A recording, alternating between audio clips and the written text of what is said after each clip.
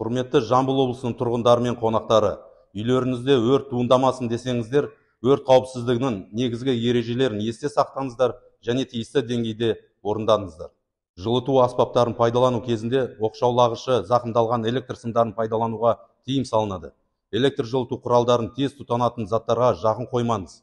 Үйден шыққанда барлық электр жылыту құрылғыларын қуат көзінен ажыратуды ұмытпаңыз. Жылыту маусымы басталғанға дейін және жылыту маусымы кезеңінде әр 3 ай сайын түтін мұржаларын күйеден тазартуды ұмытпаңыз. Жарық ойығы бар пештерді пайдаланбаңыз. Жанып жатқан пештерді газ және электр жылыту аспаптарын қараусыз қалдырмаңыз. Электр желісінің шамадан тыс жүктелуіне әкелетін бірнеше қуатты электр тұтынушыларын бір уақытта электр желісіне қосылуына жол бермеңіз. Барлық электр құрылғыларының жарамдылығын қадағалаңыз. Пәтерде газ иісі сезілсе, электр жарығын қосуға, сіріңке жағуға, темекі тартуға, ашық отты қолдануға жол бермеңіз.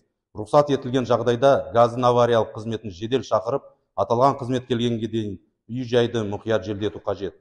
Газ плитасы қосылу тұрғанда, камин, пеш жанып жатқанда немесе электр құрылғылары қосылу кезде балаларды үйде жалғыз қалдырмаңыздар. Өрт немесе түтін пайда болған жағдайда өрт сөндіру бөліміне 101 немесе 112 нөмірлері бойынша нақты мекен-жайды көрсетіп, шұғыл хабарлаңыздар.